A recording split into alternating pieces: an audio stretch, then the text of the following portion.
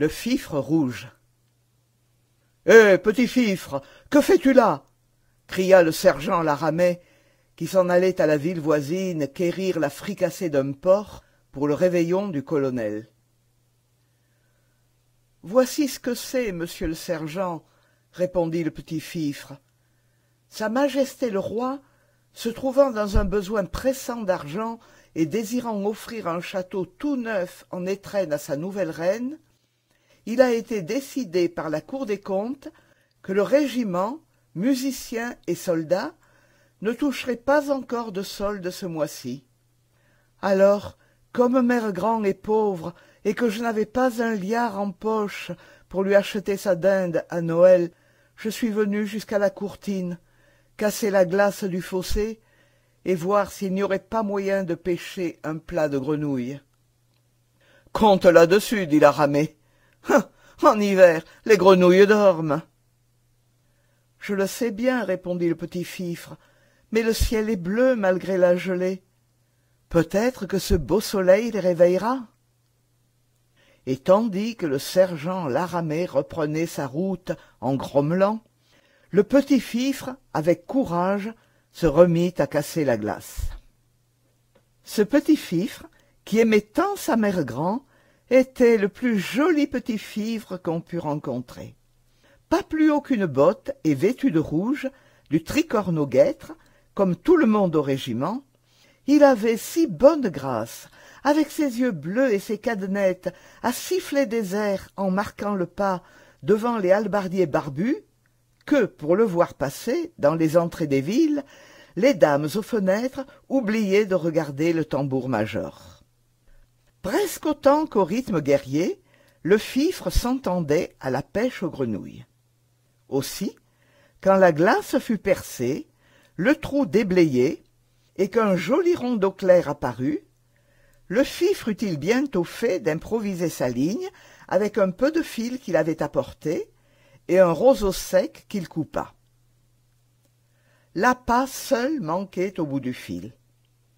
D'ordinaire, notre pêcheur ne s'en inquiétait guère, se servant pour cela du premier coquelicot venu, car les grenouilles sont goulues au point que tout objet rouge les attire. Mais les coquelicots ne fleurissent pas sous la neige, et vainement il en chercha quelqu'un d'attardé le long des glacis dans l'herbe transie. Il allait partir, fort ennuyé, quand précisément au-dessus de l'eau, une grenouille leva la tête. Paresseuse, comme endormie, elle posa ses pattes de devant sur les bords, ouvrit l'un après l'autre ses jolis yeux d'or au soleil, puis gonfla doucement sa gorge blanche et poussa un léger « Croax » auquel, par-dessous la glace, dans toute l'étendue des fossés gelés aussi vastes qu'un grand étang, d'autres grenouilles répondirent. « Ce doit être la mère des grenouilles, se dit le petit fifre, qui n'avait jamais vu une grenouille aussi grosse. Quelle occasion et quel dommage de la laisser échapper ainsi. » Tout à coup, il eut une inspiration. « Si je prenais, en guise d'appât, la patte qui serre mon eau de chausse. Elle est en beau drap rouge d'ordonnance, et certes, les grenouilles y mordraient. » Aussitôt dit, aussitôt fait, et la patte en drap rouge d'ordonnance se met à danser sur l'eau claire, qu'égayait un joyeux rayon devant le nez de la grenouille. La grenouille mord, le pêcheur tire, le fil casse, et la grenouille plonge, emportant le drap. Par bonheur, la patte était double.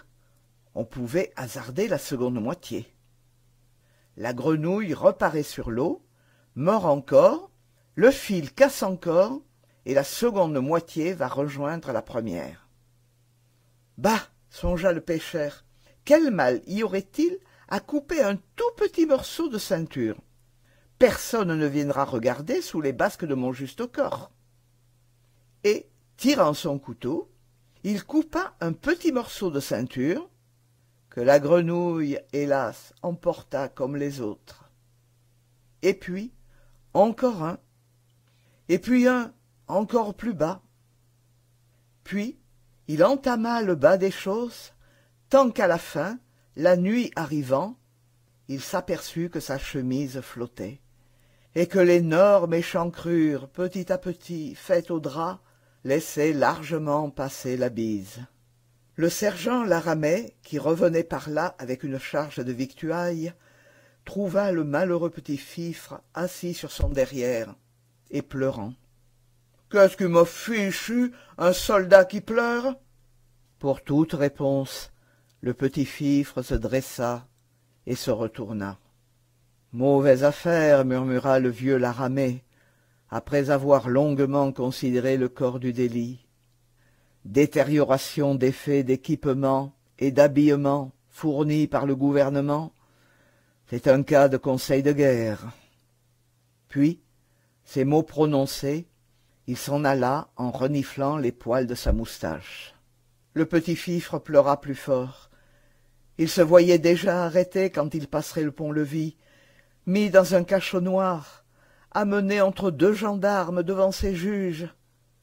Vainement, il essayait de les attendrir, disant « Ce n'était pas pour moi, c'était pour apporter un plat de grenouilles à grand-mère, qui est vieille et pauvre, et n'a pas de quoi faire son réveillon. » Le code militaire restait inflexible.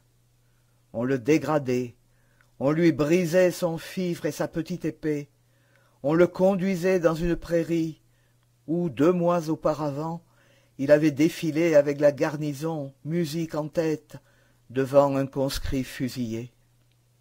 Alors, songeant à sa grand-mère, transi par le froid, la tête perdue, il eut comme l'envie de mourir tout de suite, et se laissa glisser sur le sol gelé, vers le trou d'eau noire, où déjà les étoiles luisaient. Dans quel merveilleux paysage le petit fifre se trouva! À perte de vue, les voûtes de glace laissaient filtrer une lumière blanche et douce, et de longues herbes, vêtues de cristal, montant du fond en fines colonnettes, puis s'emmêlant aux mousses des bords, toutes frangées de barbes d'argent, formaient 1000 promenoirs à jour et des architectures brodées les plus magnifiques du monde.